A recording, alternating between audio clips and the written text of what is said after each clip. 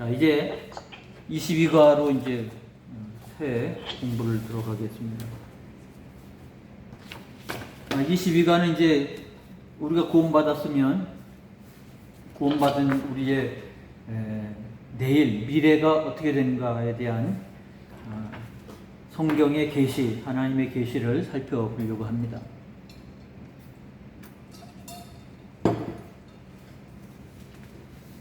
22과는 이제 타이틀이 마지막 날이 이를 때, 이거는 이제 우리의 죽음 너머에 대해서 하나님이 성경을 통해서 가르쳐주고 있는 부분들을 보려고 하는 것인데, 자세히 설명하지를 않았어요. 왜냐하면 자세히 설명을 해도 경험하지 못하는 일이기 때문에 우리가 이해를 잘 못하고 또 잘못된 오해에 빠질 영향이 많기 때문에 하나님께서 우리가 이해할 수 있는 부분만 가르쳐주고 있어요. 그래도 이제 사람들이 그것 갖고도 굉장히 오류에 빠지고 잘못된 이단들이 많이 생기는데, 우리는 이제 이 22과를 통해서 마지막 우리 죽음 너머에 하나님께서 우리에게 말씀하시는 부분들을 배우는 그런 기회로 갖겠습니다. 그래서 구원받은 자의 삶, 이 땅에서의 삶뿐만 아니라 하나님 나라의 삶, 그래서 이것이 연결이 되는 거예요. 그래서 우리는 생각할 때 사람이 구원에 이른다고 했을 때 죽음에 이른 것으로 우리가 생각에 빠지게 될 텐데, 이와 같은 말씀을 하나님께서 우리에게 주셨을 때에는요, 이것은 그러면 우리가 죽고 나서 경험되어질 일들을 뭐 구태여 우리에게 말씀하시나, 그것은 말씀하셨을 때는 지금 살고 있는 우리의 삶에 영향을 미치기 때문에 그렇습니다.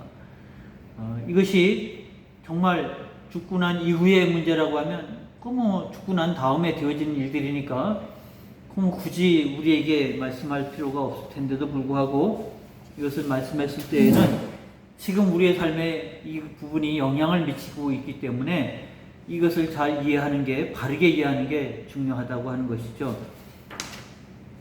이제 무슨 말이냐면, 그 히브리서 9장 27절에 말씀이 있지 않습니까? 한 번 죽는 것은 사람에게 정하신 것이요 그 후에는 심판이 있으리라 그랬으니까, 한 번 죽는 것은 정한 것이라 그 후에는 심판이 있을 것이라 라고 이 말씀이 성경에서 말씀하고 있는데, 그러면 우리에게 놓여진 과제는 죽음으로 끝난 게 아니고 심판이라는 게 우리 앞에 놓여 있다고 하는 사실이죠. 그냥 죽음은 끝이야가 아니라 죽음 이후에 더 큰 문제가 있다고 하는 거죠. 심판이 놓여 있다고 하는 것입니다. 이것에 대해서 성경은 말하고 있지만 그렇게 많은 부분을 얘기하고 있지는 않아요. 근데 이 일에 대해서 예수님은 분명하게 언급하고 있습니다.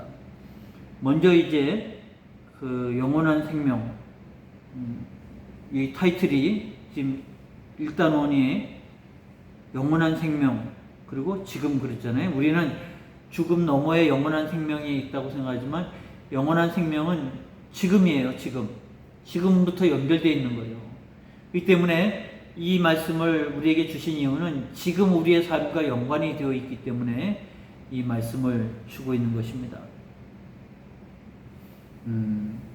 그래서 이 구약 성경에 나와 있는 것들은 그렇게 명확하지가 않아요.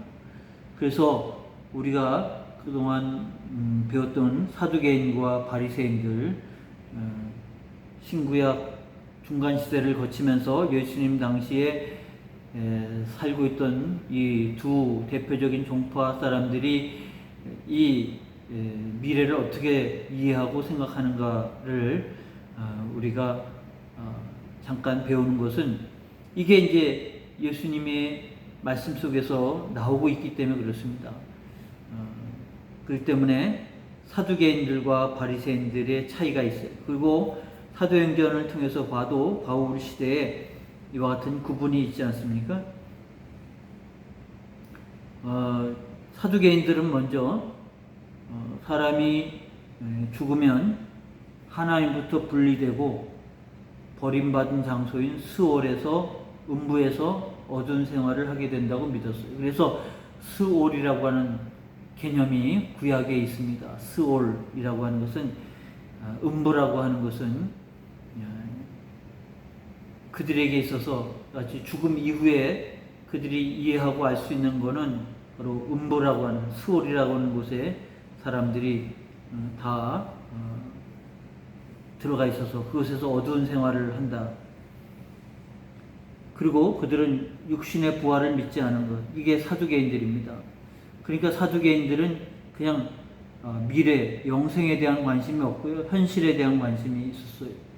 그래서 사두개인들이 주로 제사장들과 현세의 그런 어떤 권세, 현세 이익에 그들이 빠져 있었다고 말할 수 있습니다.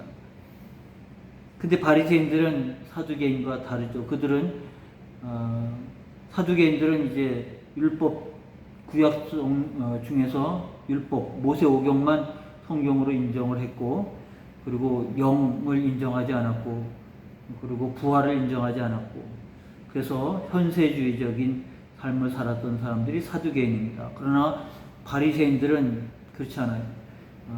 죽은 자가 이 세상 마지막 날에 부활하게 될 것이라고 하는 것은 믿었어요. 또한 심판이 있을 거라고 하는 것도 알게 되었고, 그러나 그들이 아는 것은 단지 거기 나와 있는 것처럼 의롭게 살다가 죽은 자는 메시아 시대에 참여하도록 일으킴을 받게 될 것이라 그렇게 이해를 했어요. 그래서 그들은 율법을 지키는 삶을 사는 데 있어서 열심이었을 것이죠. 그와 같은 삶이 되어질 때, 마지막 때 주님 오실 때, 그러니까 그들이 이해하는 메시아가 오실 때 그들은 일으킴을 받게 될 것이라. 그래서 율법의 열심인 신앙생활을 하게 된 것입니다. 또 심판과 부활, 영생에 들어갈 것이라고 하는 것은 마지막 심판의 순간에 결정될 것이라 그들은 그렇게 이해를 하고 있어요. 이 그림을 보면 이제 사람의 일생이 살다가 죽음에 이르게 되잖아요. 그러면 심판이 있고 부활이 있고 영생이 있고, 그리고에 대해서 이해가 안 되는 거죠.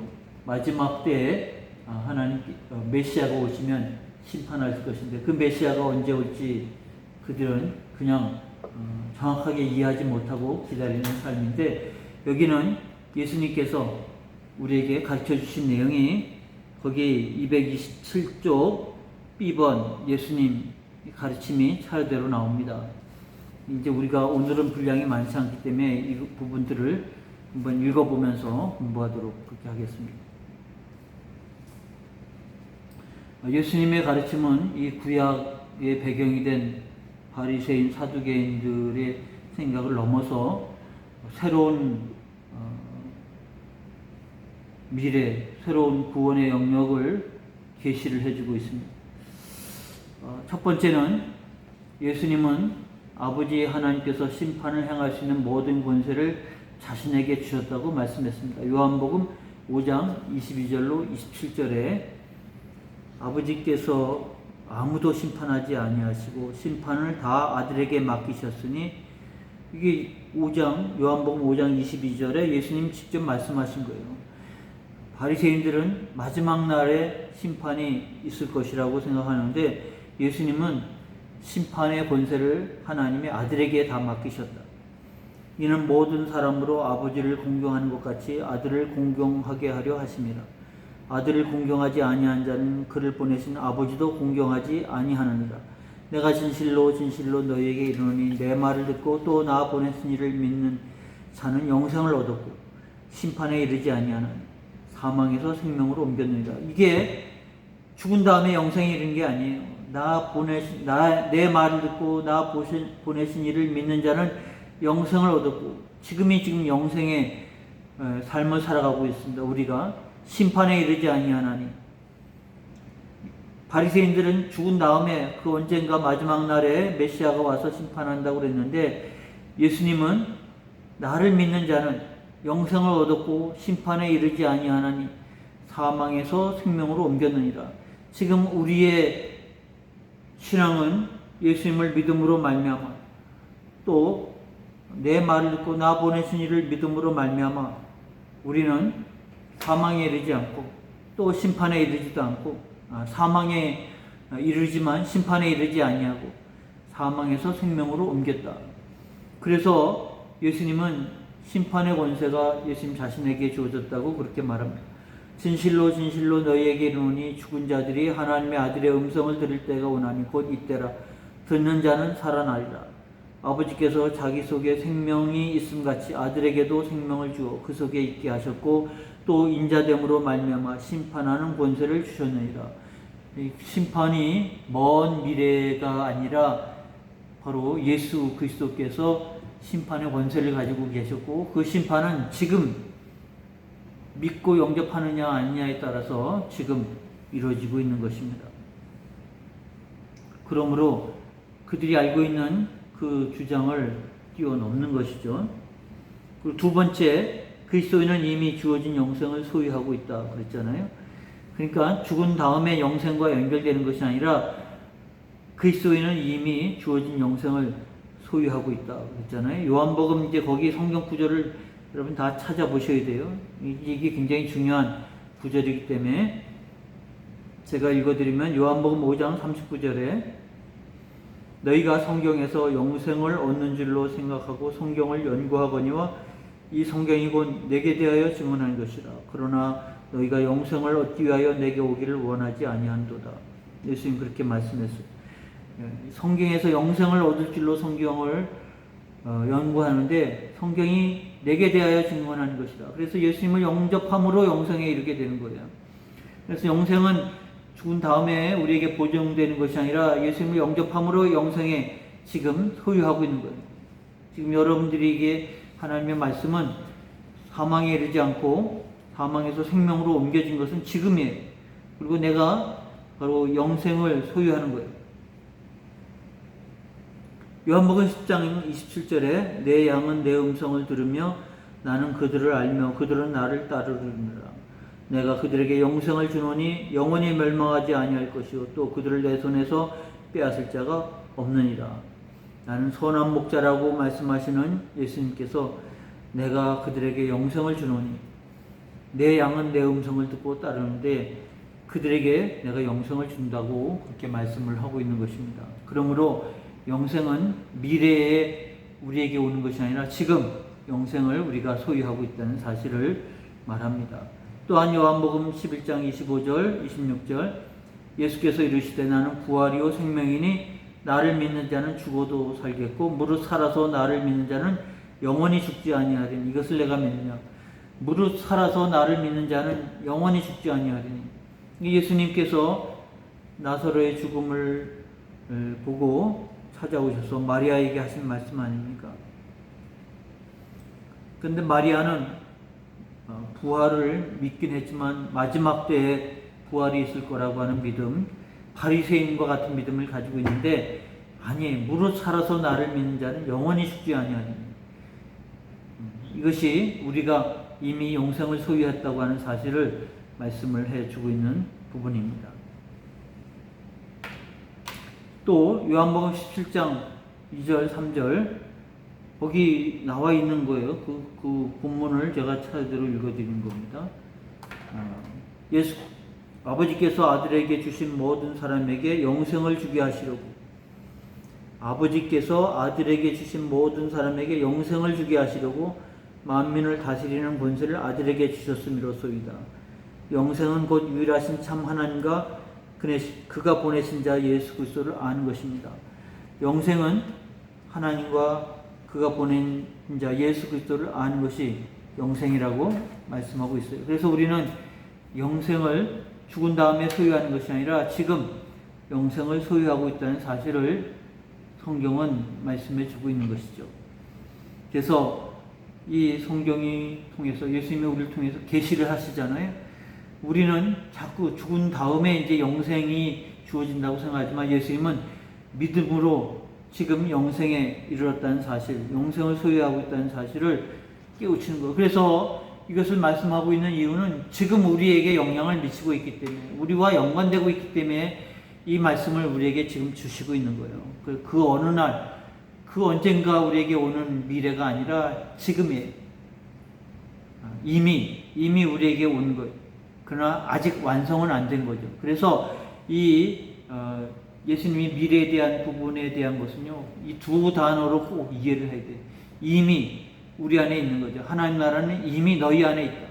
그러나 아직 완성되지 않았잖아요. 아직. 이미와 아직이 이게 서로 상반되는 개념인데, 복음에는 이것이 지금 같은 영역 안에 지금 있어요. 우리는 이미와 아직이 공존하고 있어요. 우리는 이미 구원받았지만 아직 구원이 완성된 건 아니에요. 이미와 아직. 완성될 구원을 바라보면서 이미 우리에게 있는 하나님의 나라 안에서 오늘 우리가 살아가고 있는 것입니다. 또 세 번째, 죽은 이후에 있게 될 심판은 단지 이 세상에서 이미 존재하였던 그리스도와의 관계를 공적으로 선언하는 일에 지나지 않을 것이다. 그래서 심판이 있다고 하는 것은 우리가 그 심판을 이제 어떻게 통과될까 안 될까에 전전긍긍할 것이 아니라 이미 이 땅에서 그리스도와 맺은 관계 속에서 그날의 심판은 선언하는 것에 불과하다라는 것을 말하고 있는 것입니다. 이것이 이제 그 성경에서 말하고 있는 부분이에요.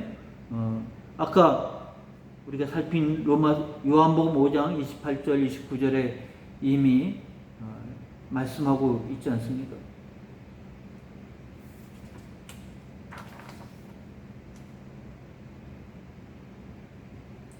아버지께서 자기 속에 생명이 있음 같이 아들에게도 생명을 주어 그 속에 있게 하셨고 또 인자됨으로 말미암아 심판하는 권한을 주셨습니다. 그랬던 것처럼 이제는 아들에게 생명을 주신 것처럼 아들로 말미암아 예수 그리스도로 말미암아 우리에게는 구원의 영생에 있다고 하는 사실을 예수님 말씀하셨는데 이미 우리는 그날에 어떻게 우리가 심판을 받을 것인가에 대해서 전전긍긍할 필요는 없다고 하는 것을 말씀을 해주고 있는 겁니다.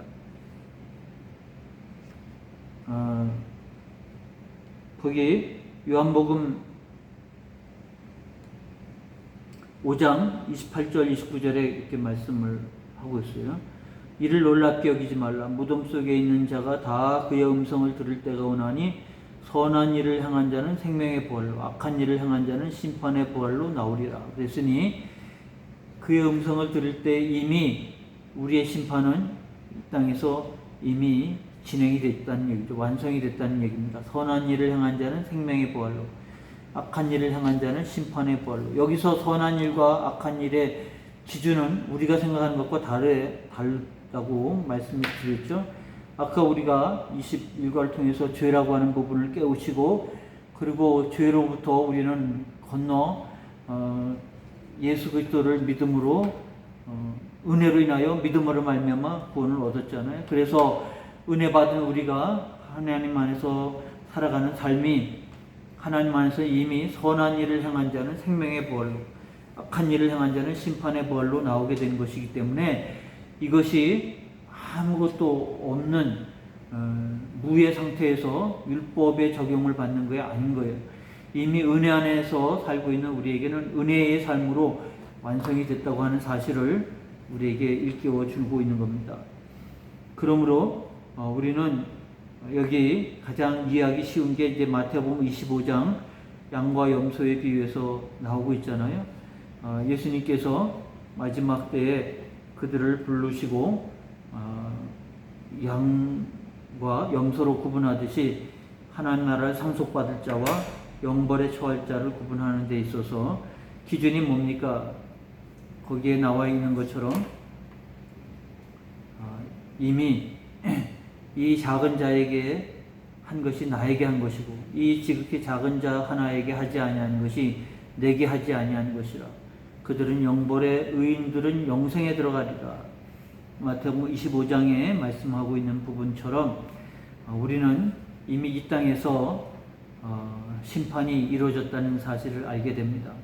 그 심판의 내용이 아까 얘기한 것처럼 예수 은혜로 말미암아 믿음으로 말미암아 은혜로 인하여 믿음으로 말미암아 구원을 얻은 것인데, 그래서 우리는 하나님의 일을 위하여 구원받은 자가 아닙니까? 그 일을 행할 때 그것이 바로 이 작은 자에게 행하는 일이 되어지고, 그것이 우리에게 있어서 영생에 들어가는, 그리고 하나님 나라에 상속받는 자가 된다고 하는 사실을 오늘 성경은 말해주고 있는 것이죠. 그러므로 우리에게 다가올 심판은 어떻게 될까? 내가 그 일에 대해서 염려하고 근심할 일은 아닌 거예요. 이미 우리는 심판하시는 예수 그리스도로 말미암아, 그리고 그 안에 있음으로 말미암아, 그리고 은혜 받은 자로서 마땅히 살아야 할 삶을 살아감으로 말미암아 우리는 영생에 들어가는 그런 믿음을 가지고 사는 신앙 아니겠습니까?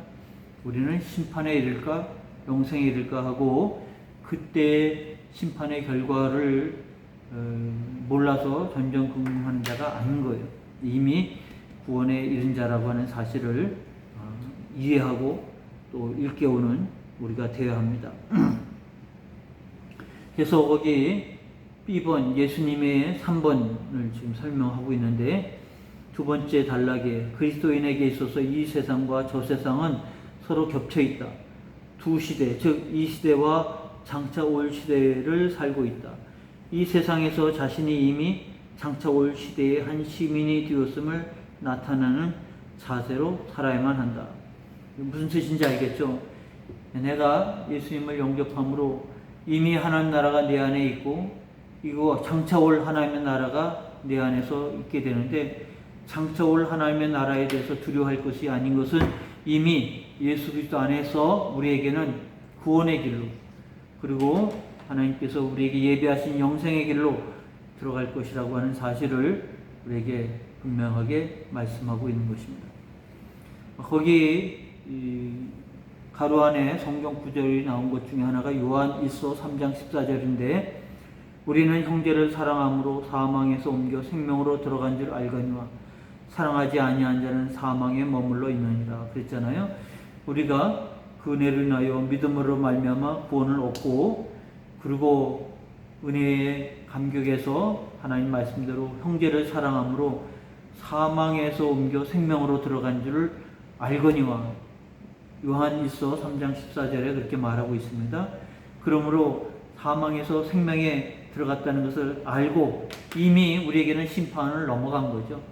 우리에게는 영생이 주어졌음을 깨우치고 하나님 나라를 상속받을 자가 됐다고 하는 것을 분명히 인식한다고 하는 것이 요한일서 3장 14절입니다. 그러므로 이 성경 구절을 통해서 나는 이미 구원에 이르렀고, 아직 완성되지 않았지만 그러나 완성되지 않은 그 심판의 자리도 우리에게는 상급의 자리가 될 것이라고 하는 것을 깨우치는 신앙생활이 되어야 합니다. 그래서 오늘을 내가 구원받은 자로서 하나님의 말씀대로 형제를 사랑하며 살아가는, 하나님의 뜻대로 이렇게 살아가는 삶이 되도록 하나님이 우리를 말씀한 거예요. 그래서 이 미래를 바라보고 그리고 아무것도 안 하고 그날이 올 것만 기다리고 살아가는 것은 하나님의 뜻하신 바가 아니에요.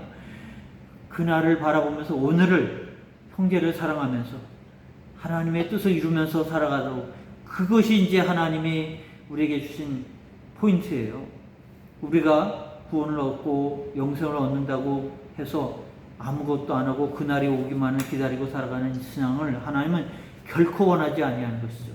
하나님은 그 약속을 우리에게 주신 것은 그러므로 그러한 보증을 받고 그런 은혜를 받고, 그리고 그것을 바탕으로 해서 그러므로 구원받은 나는 이와 같이 주님의 뜻대로 하나님을 사랑하고 이웃을 사랑하는 이 삶을 살아가도록 부름받았다고 하는 것을 인식하는 거죠. 그를 통해서 하나님이 그래서 오늘 우리에게 이 말씀을 주시는 이유라고 말씀을 하고 있는 것입니다. 이에 관한 메시지는 더욱 명백하다. 거기 본문을 계속 보게 되면요, 한번 죽는 것은 사람에게 정하신 것이요 그 후에는 심판이 있으리니 이와 같이 그리스도도 많은 사람의 죄를 담당하시려고 단번에 들이신 바 되셨고, 구원에 이르게 하기를 위하여 죄와 상관없이 자기를 바라는 자들에게 두 번째 나타나시리라. 그랬으니 우리에게 있어서 이와 같은 은혜의 자리로 하나님이 부르셨다고 하는 사실을 잘 알게 됩니다. 그래서 그리스도인은 역사의 마지막 날에 있게 될 결과에 대해서 의심하지 않습니다. 결정은 이미라는 단어를 잘 우리가 알아야 돼요. 이미 우리에게 내려진 것이죠. 그래서 나는 이미 구원받았다고 하는 것은 사망에서 영생에 들어가는 것뿐만 아니라 우리는 심판에서 하나님의 상급의 자리로 넘어갔다고 하는 것을 알게 하는 것입니다. 이것이 이제 이 본문인데, 이제 여기 그림을 보시면 이것과 다른 게, 이 그림을 보면 우리에게는 그 미래에 언제 심판, 부활, 영생이 있다. 그리고 나는 그 다음에 어떻게 될 것인가에 대해서 나는 모르지만, 그러나 복음은 우리에게 분명히 말하죠. 먼 훗날에 이루어질 것이 아니라 심판은 이미 우리 가운데 지금 임한 거죠. 그리고 부활하고 영생이 우리에게 주어져 있다는 사실, 지금 살고 있는 우리에게. 그래서 예수 그리스도로 말미암아 우리의 삶도 이와 같이 하나님께서 우리에게 보여주신 것처럼 이와 같은 은혜의 삶을 사는 거죠. 사망을 넘어서, 그리고 주님께서 우리를 영접하시는 양과 염소의 심판이 이루어질 때 우리는 예비하시는 하나님 나라를 상속받으라 라고 하는 이 복음의 길에 들어섰다고 하는 사실을 우리는 알게 되는 겁니다. 그래서 영원한 생명이 지금 우리는 예수 그리스도를 영접함으로 진행되고 있고 이루어져 있다는 사실을 우리는 알게 되는 것이죠.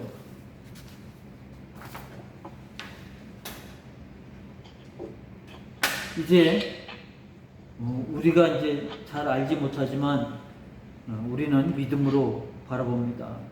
이제 우리가 사망에 이르렀을 때 그날에 있을 일들을 우리가 성경을 통해서 안다고 하면, 여기는 이제 예수님의 모습이죠. 그리고 이 팔은 환영한다라는 뜻입니다. 이건 이제 절대적으로 하나님께서 말씀한 것처럼 예수님은 죽은 자들을 향해 무덤에서 일어나도록 명하시게 될 그날이 올 것이라고 말씀하셨습니다. 요한복음 5장에. 그래서 그리스도인들은 이와 같은 일들이 일어날 때 어떤 영접을 받게 될 것이냐, 이게 이제 영접을 받는다는 것이죠. A번과 B번, C번이 이렇게 나와 있습니다.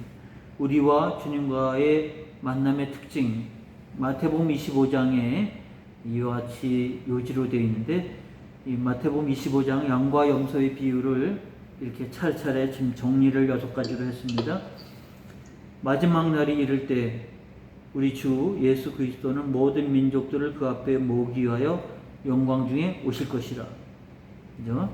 그 다음에 두 번째, 그는 인류를 두 그룹, 즉 양과 염소로 나눌 것이다. 이게 마태복음 25장을 통해서 예수님 직접 말씀하신 거예요.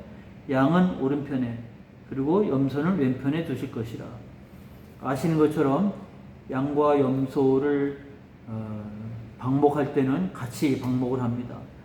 그것은 양과 염소가 같이 섞여 있을 때 양들이 건강해지는 것 같아요. 염소는 자꾸 들이받는데 그로 인해서 양들이 움직이고, 하여튼 방목할 때는 그렇게 양과 염소를 같이 둔다고 합니다. 그러나 저녁에 우리에 들어갈 때는 항상 양과 염소를 구분한다고 합니다. 왜냐하면 우리는 쉬기 위해서, 저녁에 쉬기 위해서 들어오는데 거기서도 양과 염소가 섞이면 양이 염소에 의해서 괴롭힘을 당하게 되잖아요. 그래서 저녁에 우리에 들어갈 때는 양과 염소를 항상 구분을 한다고 합니다. 그처럼 마지막 때에도 마치 그 모습처럼 양과 염소로 나누게 될 것이라. 양은 오른편에, 그리고 염소는 왼편에 두실 것이라. 이게 심판입니다. 세 번째, 그는 이렇게 구별하고 나선 후에 그에게 속한 자들에게 큰 소리로 환영합니다 라고 말씀하시고, 그들이 이웃들, 그 사람들은 실제로 예수님 자신을 섬긴 일에 대해서 칭찬하실 것입니다. 환영합니다 그러고서 칭찬하실 것입니다. 환영합니다는 전적으로 하나님 아버지의 자비하심과 선하심의 발로입니다. 예수님은 그에게 속한 자들에게 내 아버지께 복받을 자들이여 나오라고 말씀하시면서 환영하실 것이다. 가로 안에 말씀을 봅니다. 예수님이 하시게 될 이러한 말씀들은 인간 편에서 의무를 수행해야 하는 횡적 언약의 전문과 역사적 진술을 반영하고 있으며, 칭찬을 받는 봉사의 일들은 규정들을 반영하고 있습니다. 신화산 언약에서 6가지 조항 중에서 첫 번째는 전문, 두 번째는 역사적 진술이잖아요. 전문은 내가 누구냐, 너와 언약을 맺는 내가 누구냐, 역사적 진술은 내가 너에게 어떤 은혜를 베풀었느냐를 말하고 있지 않습니까? 그리고 세 번째가 이제 십계명, 규정들입니다. 우리가 지켜야 할 규정들, 바로 환영합니다 하면서 말씀하실 때에 이 1번, 2번, 3번 전문과 그리고 역사적 진술을 반영하고 있으면서, 그리고 칭찬받는, 그들이 내가 굶주릴 때 먹였고 헐벗었을 때 입혔고 하는 것들은 세 번째 조항, 규정에 해당된다고 말할 수 있겠습니다. 너희는 이거 같은 것을 행하라. 그 일을 행한 자들이 양편에 서게 되고 그들을 환영하고 그들에게 이와 같이 칭찬하는 말씀이 되어진다고 할 때, 그 내용을 이렇게 언약의 근거에서 보면 첫 번째, 두 번째, 세 번째 전문, 역사적 진술, 그리고 규정들로 구분할 수 있다라고 말하고 있는 겁니다. 그는 나라들을 상속하도록 그들을 초대하신다. 상속이라는 말은 선물을 의미하고 있다. 나라는 때가 시작되기 전에 이미 그들을 위해, 그들의 의회가 아니라 그들이 선하고 척하고 율법을 지킴으로 그들에게 준 것이 아니라 그들을 위해서 준비된 것입니다. 행위로 의롭다함을 받으려는 모든 생각은 완전히 기각되고 있다. 5번, 예수님께 환영과 칭찬의 말을 듣는 자들은 자신들이 칭찬을 받고 있는 데 대해 놀라움을 표시하고 있다. 그들이 그러한 일을 행하면서 그것으로 말미암아 하나님께서 인정하신 어떤 공로를 세우겠다고 생각하지 않았다. 예수님이 이 양편에 있는 자들에게 너희가 나를 굶주렸을 때 먹였고 헐벗을 때 입혔다고 그렇게 칭찬했을 때 그들은 놀라지 않았습니까? 우리가 언제 그랬습니까? 작은 자에게 한 것이 나에게 한 것이라고 예수님이 말씀하고 있잖아요. 6번, 예수님께 거절을 당하고 영원한 정죄를 받는 자들은 그들이 이웃에게 어떤 해를 가하였기 때문에 비난받는 것은 아니다. 그들은 단지 이웃에게 선을 행하지 않았을 뿐이다. 그들은 자신을 위해서 자신을 위하는 일에만 일생을 보냈던 것이다. 그들은 이웃을 위해 아무 일도 행하지 않았기 때문에 거절을 당하고 있는 것이다 라고 말하고 있잖아요. 아까 죄 온도계를 통해서 우리가 살피지 않았습니까? 이 그림에 우리는 이렇게 해야만 죄라고 생각하고 자신을 위해서 사는 것은 죄라고 생각하지 않았지 않았습니까?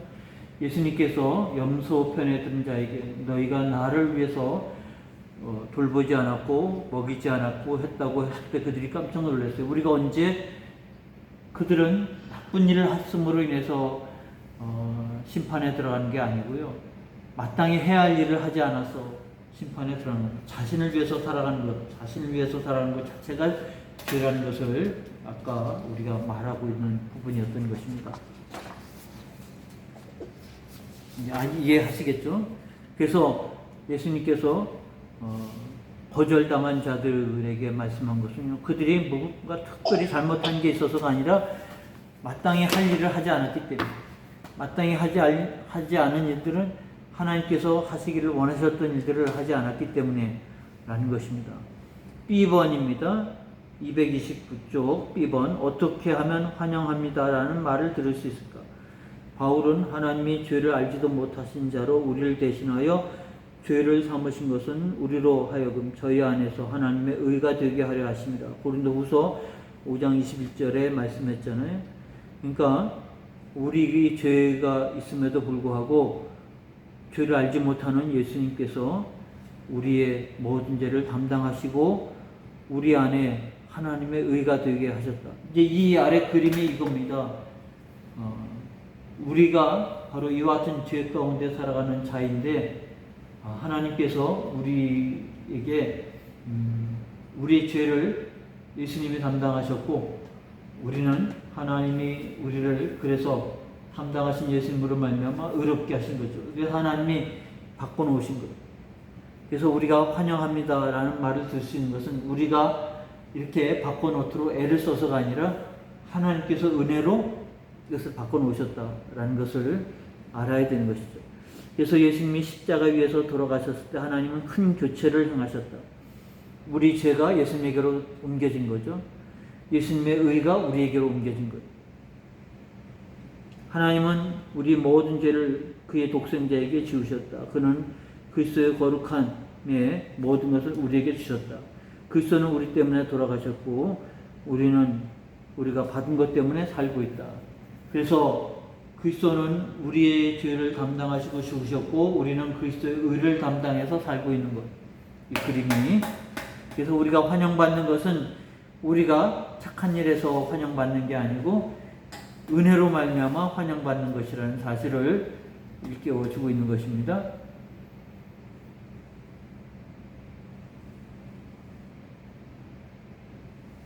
잘 아시겠죠? 10번 환영합니다와 행위들의 관계를 봅니다.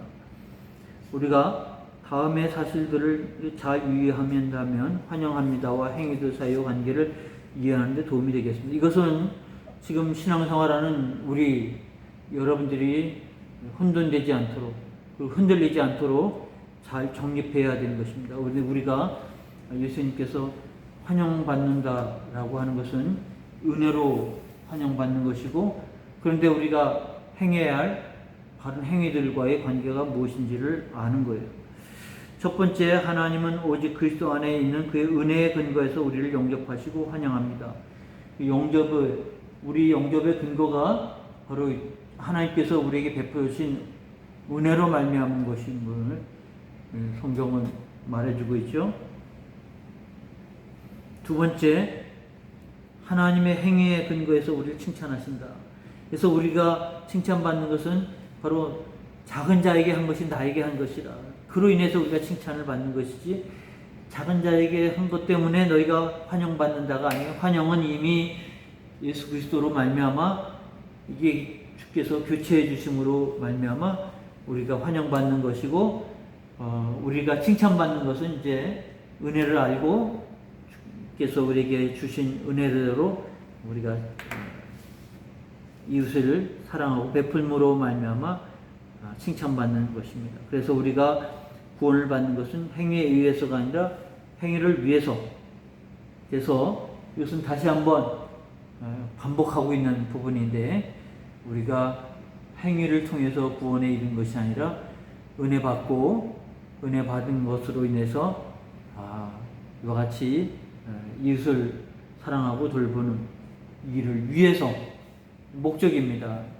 수단이 아니라 행위는 수단이 아니라 목적인 거예요.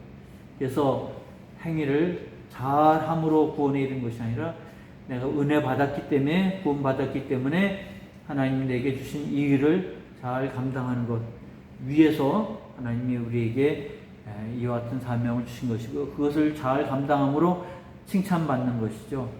영접은 예수 그리스도로 말미암아 이미 우리에게 이루어진 것입니다. 이제 마지막 그림입니다. 저 세상을 들여다본다. 이것이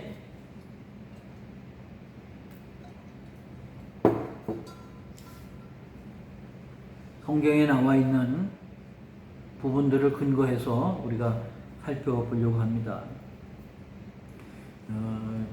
사실 이것에 대해서 우리가 좀 관심이 있지만 우리가 관심이 있다고 해서 이해할 수 있는 건 아니에요. 성경에서 우리에게 가르쳐 주신 그 분량만 이해를 하면 될 거라고 보여지는데 그 부분을 정확하게 이해할 필요가 있습니다. 이거는 이제 우리의 죽은 다음의 삶에 대해서 말하고 있어요. 그리스도인은 죽은 다음의 생활, 하나님의 선하신 손길에 맡겨진다는 사실을 알고 있습니다. 그들은 다른 사람들과 같이 그 사실에 대해서 호기심을 가지고 있고요. 그래서 그들은 종종 사람이 죽고 난 직후 어떤 일을 경험하게 되면 또한 천국은 어떻게 되어 있는가를 알고 싶어 합니다. 성경은 단지 제한된 방식으로 두 가지 사실에 대해서 언급을 하고 있습니다. 그래서 우리는 두 부분에 대해서 배우는 거예요. 심장의 고동이 마지막으로 울리고 난 직후에 어떤 일들이 벌어지는가. 데살로니가 교회가 이제 이와 같은 문제에 민감했었는데 한때 데살로니가 교회에서는 큰 혼란이 야기되었습니다. 어떤 사람은 예수님이 곧 재림하실 것이며 그가 오실 때 이미 죽은 자들은 그의 오심과 더불어 시작될 영원한 세계의 즐거움에 참여하지 못할 것이라고 가르치고 있었다. 바울은 그들에게 그리스도가 오실 때 그는 무덤으로부터 모든 자들을 일으키시고 그를 믿는 자들은 모두 그의 영원한 집으로 인도하실 것이라는 사실을 상기시키셨다. 이게 데살로니가 4절인데 무슨 소리냐면 데살로니가 교인들이 예수를 믿고 그리고 말씀대로 다시 오실 주님을 기다리며 살잖아요.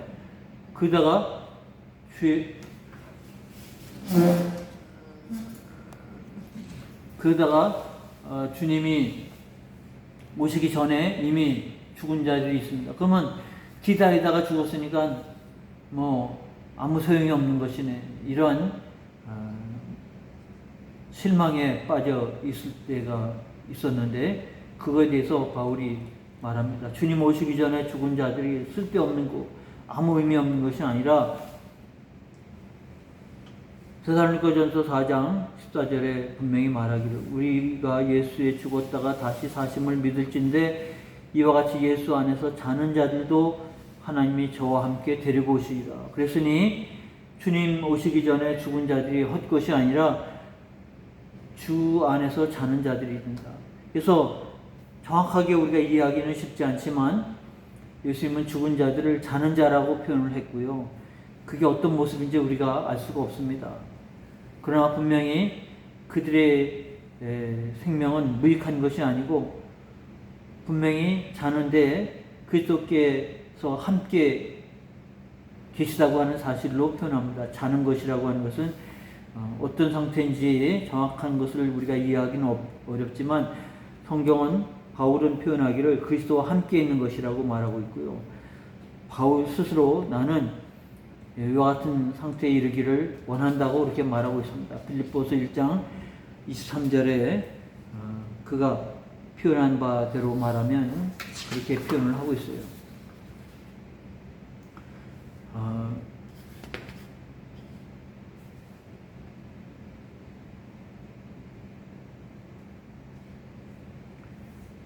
빌립보서에 바울이 로마에 있을 때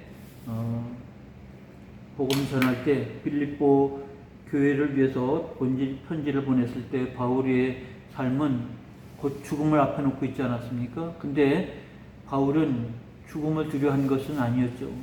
내가 죽음과 삶 사이에 두 사이에 끼어 있다고 말하고 있습니다. 그러나 그가 이해하고 있는 것은 나는 주님과 함께 있기를 원한다. 그애가 이해하는 죽음은 주님과 함께 있는 것이라고 이해를 하고 있습니다.